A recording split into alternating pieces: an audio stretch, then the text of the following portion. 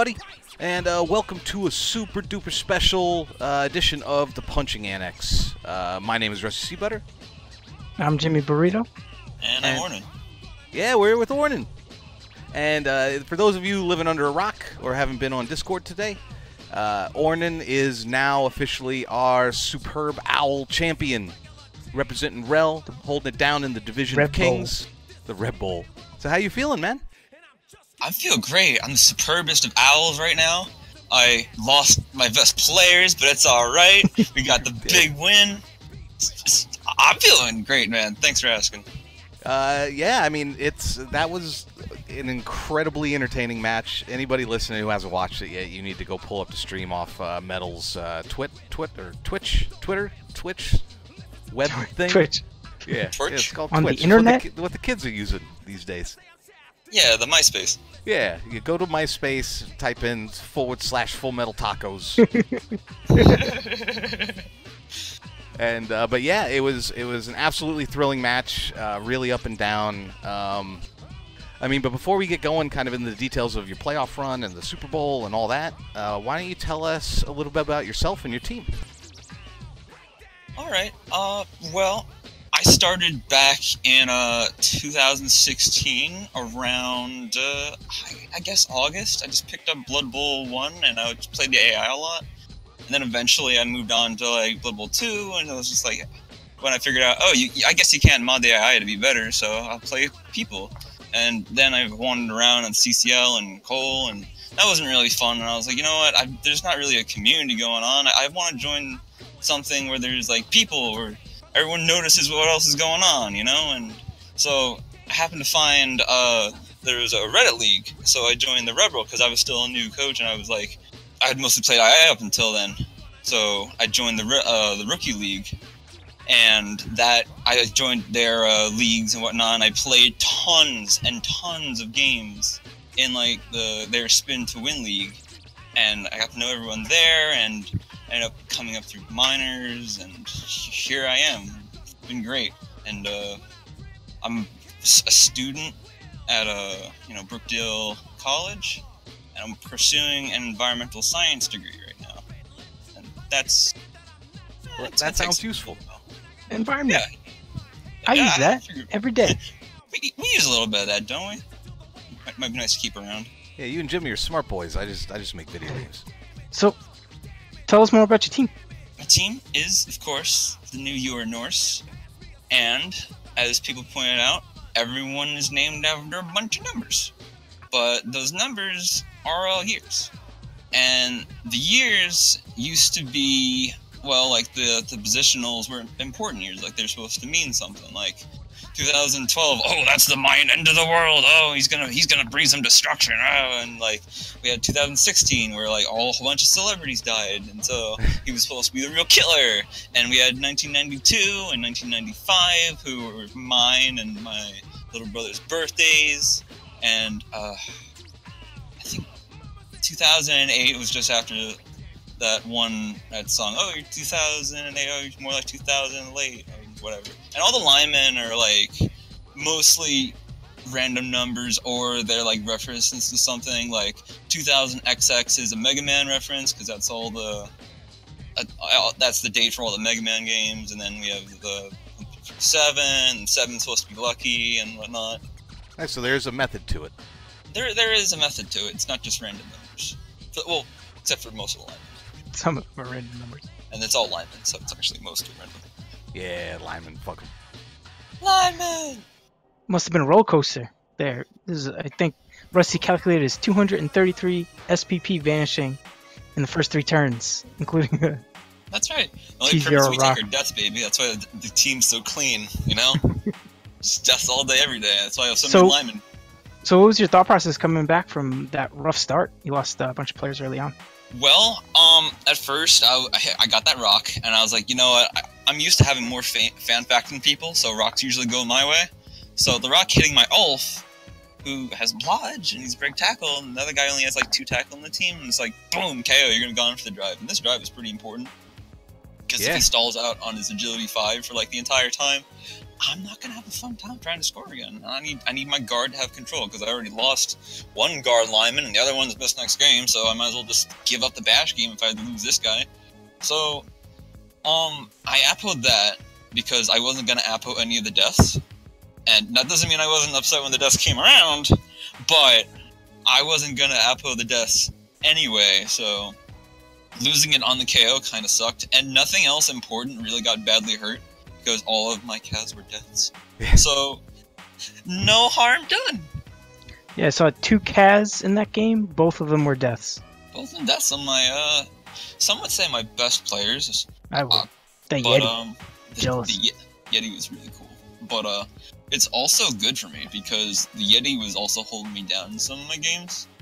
And now I have a lot less TV, so I can kind of match up with the rest of Roll 1 and get some inducements and stuff.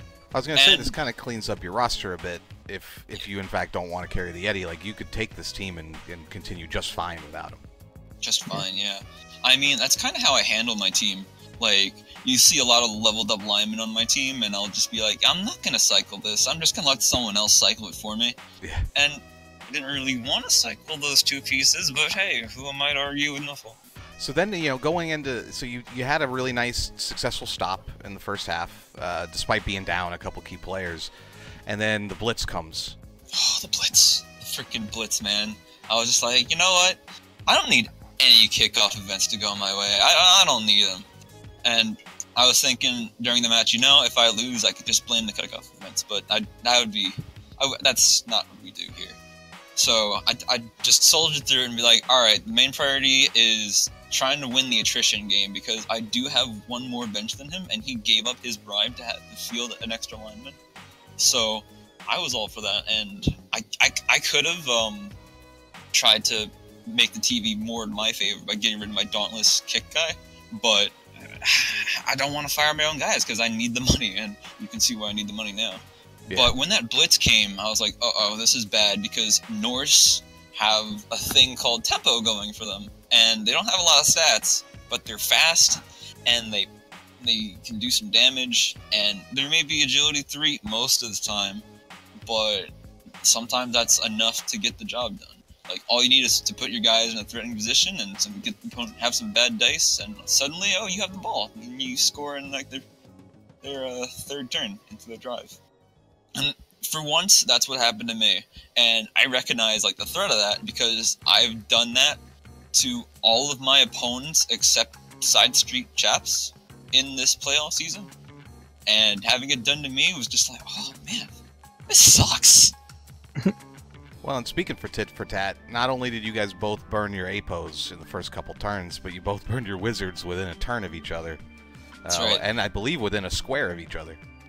Tit for tat is a good word for that, because most of the time when someone burns a wizard, the other player is compelled to make up for the loss in positioning or players by using their wizard. And sometimes it works out, sometimes they cancel each other out, and sometimes one of them just fizzles and the other player has a huge advantage. But if you're going to be in a dual wizard situation, you need to think, alright, can I get the ball from this guy without burning my wizard? Or do I need to use a wizard? And we both thought that, like, yeah, this is the time for it. Because the way I use wizards, since I deal with them so often, is I don't like the normal thing of using them as in, how do you say, just stalling with them and just keep having it looming over the opponent's head like, oh, you can't perform a full cage now because I have a wizard. Now I'm going to fireball you. Or, you can't carry this on your best positional because I have a wizard and I'm going to lightning bolt to the death. But I like to get the value out of it immediately because Norse need to get something going for them fast to have like that a man advantage. Yeah. Yeah, because like if you get a fireball on like turn 1, and you take out 2 players, you just throw your guard in there and punch everything that's still standing. It's great. Or you lightning bolt some war dancer who's like, you can't touch me, I'm faster than you, and I launch. And suddenly he's on the ground, probably in the KO box or whatever, and you can throw a pro guy or a sure hands guy at the ball. So one last quick question about this particular game is, so you had him down, you were one guy away from a pitch clear at the end of the Yes. game there. and had the guy with the ball was a million miles away, and you got the foul but only a stun on that last dude. You still had 3 turns or 2 turns left. Why didn't you follow through and just complete the pitch clear? Well, you see, this is the orc coach talking. This is the orc coach talking. I understand that, and I've been in row 1 for this season, so most of the time when we have an advantage, we stomp the crap out of the opposition. I guess it's more like a sign of respect, and it's more of a tradition up there. And the way I do it is, a lot of times people are going to be blitzing every turn, even if it's red dice, and I have lost players to random blitzes from like 3 opponents on the ground to like my 10 or so Norse standing up. So I'm just like, I'm not going to let you get this blitz if I can, go on. But there's also no excuse for that, because I was also in scoring range, so I could have ended the game. So what I was trying to go for is I was trying to pitch clear the other team as like a final like send off for the season, and to give the audience something. Because when I listen to the cast and everything like that, and I listen to what people say, and everyone wants to see something fouled. Everyone enjoys that. And so I was like, all right, let's start the foul train. Let's get it going. But Deez wasn't really enjoying it so much, and he made that known. So I was like, you know what? I don't want this to be in bad spirit, so I'm just getting it now. No, and that's cool, and that's a classy thing to do. I think we all do love blood, and certainly those of us who are REL coaches love seeing complete REL dominance. But yeah, if Deez wasn't enjoying it, then that makes perfect sense. Speak for yourself. Yeah. Blood.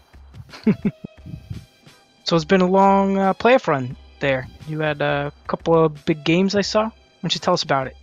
Man, yeah, I had some big games, especially like towards the end. But man, should I start at the beginning with the dwarves? Yeah, start where you want, man. I'll start with the dwarves. So, my first season in majors, so like that's what we call big REL, big O, and G-Man stuff, majors. I was the first one I got into the round of playoffs, and that's cool and all, but I got knocked out in the first season by Necro, so I kind of expected, I mean, I wouldn't say expected, but I wouldn't have been surprised if I got knocked out in the first season, first round again. So I went in up against the dwarves, and I got a blitz, and like I got the tempo going, just like you saw Deez get on me, and things were going my way. Shadowing was going off, shadowing like Kaz, a dwarf. Everything was just, that was a very dice heavy game, but it was dice in my favor, and I might even say it was unfair to the dwarf coach at some point. Yeah, I mean, like as we'd say in New York, shit was popping off for you. And then the camera game kind of went the same way, except I couldn't really remove pieces. So it was just me with the tempo going on and on. It was kind of like the same kind of game. But when he got the Squiggy's game, that's when everything went crazy, because I still hadn't made a Sure Hands piece by then, and he had Yacind. And that has been the biggest game for me so far, because I was just trying everything to like minimize the chances of something going wrong, and everything was going wrong. Like, sure, I put my diving tackle on like 3 or 4 elves, guarded them up so we couldn't do anything about it, and then broke every single one of those elves. And yeah, the Kaz were going my way there, Ep7. But when it came to like Yacind, I was like, all right, I'm gonna put the ball on my strength 4 guy so he can only get red dice. And it pops the ball off of him with a beautiful stun to boot with that, and then runs through like my entire team. And then the wizard only, as elves tend to do, especially Sin, man. He was just freaking agility 5 war dancer. I want none of that. I saw him in the superstar shootout, and I was like, whoa. I was like, I don't want to deal with that. And I had to deal with that. But and you did deal with that. I did deal with that. I intercepted him with King Ghidorah, and it was a good time.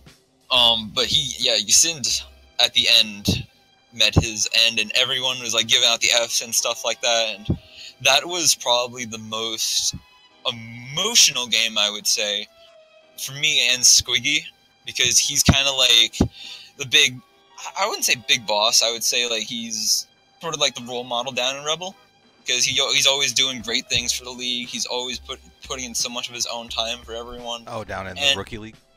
Yeah, so the win was really bittersweet, but he was still propping me up, even though he had lost, like, pretty much his entire team. So, I have infinite respect for Squiggy. Yeah, he's a solid dude. Like, the work he does here in the REBBL and bringing up players. Like, how many REBBL coaches now have won the Super Bowl? At least a couple.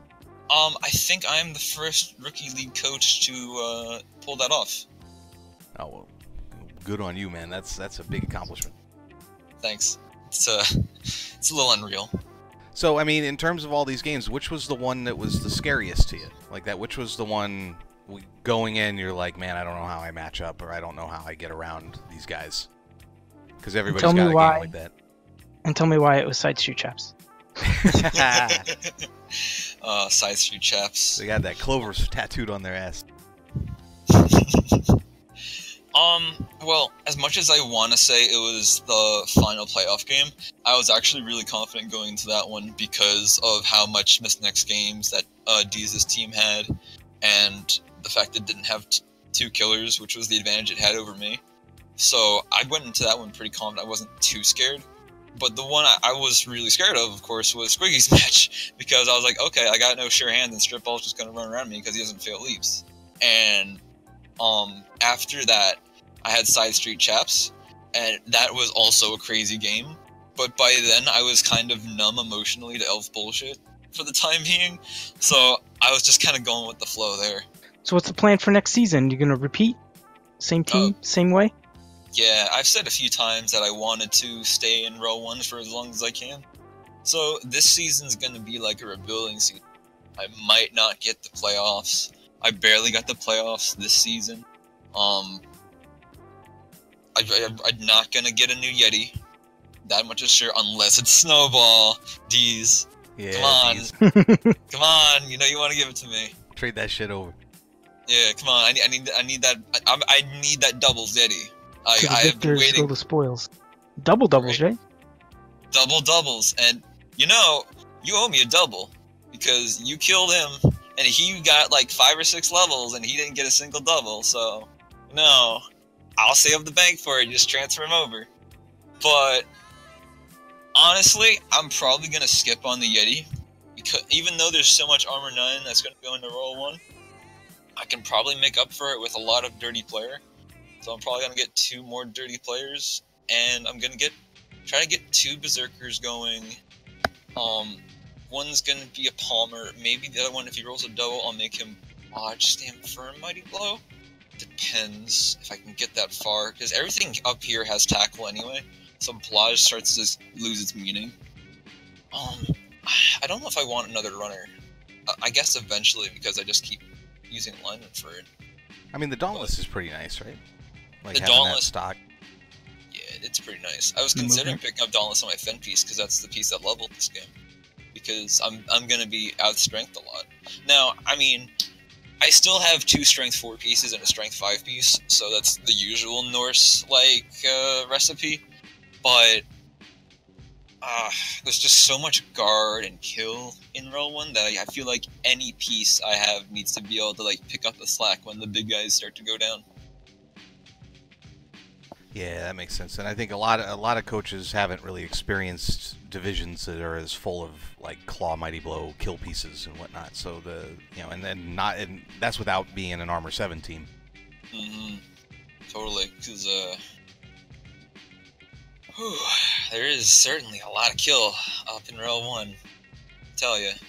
So I mean, I guess that's a good segue kind of into like coming up, like what's your advice to new coaches on how to build and prepare for like the later stages? I think there's a lot of discussion about like first season and second season and the kind of things you're going to run into, but being a low AV team and playing in divisions that are just loaded with claw, you know, how do you, I guess at Ep7 the claw doesn't matter so much, but how do you approach surviving, and how do you approach like keeping your team competitive?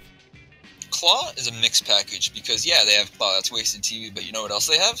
Mighty Blow. You know what else they have in Div 1? They have Piling On and Tackle and everything else you can imagine under the sun.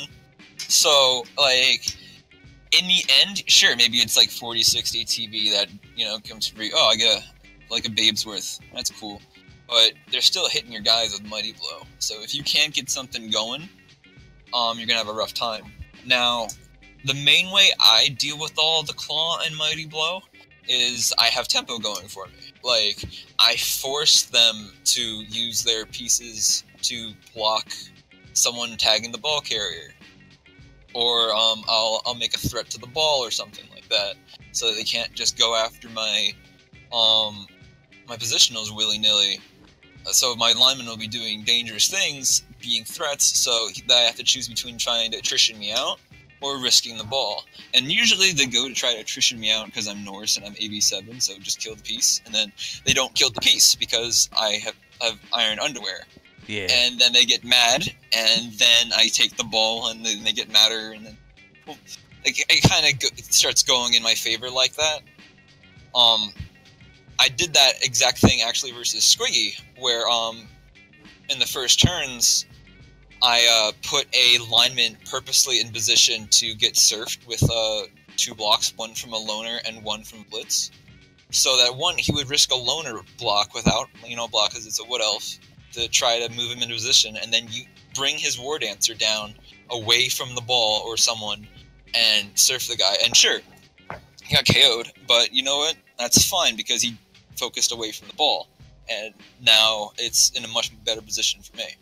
So if you can force opponents to play to how you want, then you can control the pace of the game, and you can pull out a win. And you know what? An added benefit to that is, since you're controlling the pace of the game, controlling their pieces with guard, knocking them down, put guys next to them, you are preserving your own guys, because the best way to not die is to put everyone in the ground or in the grave. And that's what you do with Norse. Now, individually as a coach, you need to kind of figure out what you're trying to do in the game with your team and build accordingly. Some people have a good start with they follow someone's guide to build a team and stuff like that, and that's a good starting point. But you have to kind of recognize what plays you're doing and then build accordingly.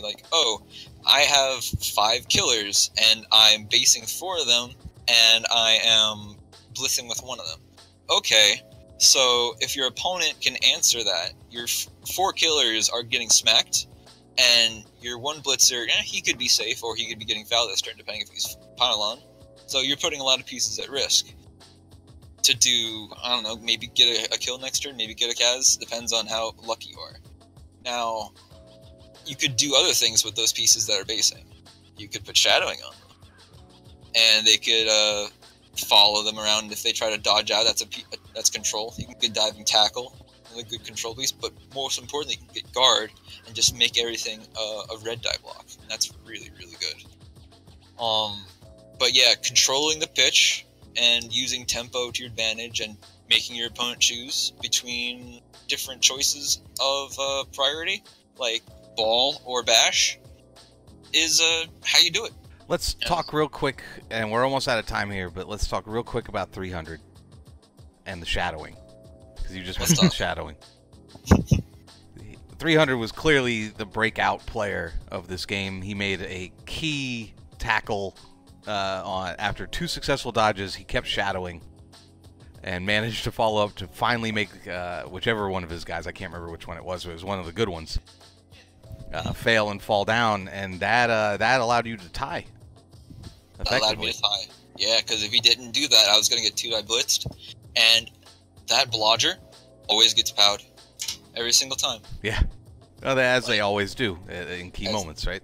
Every time. That's why I sometimes just give up and give the ball to my sure hands guy, because you know what? He's getting powed anyway.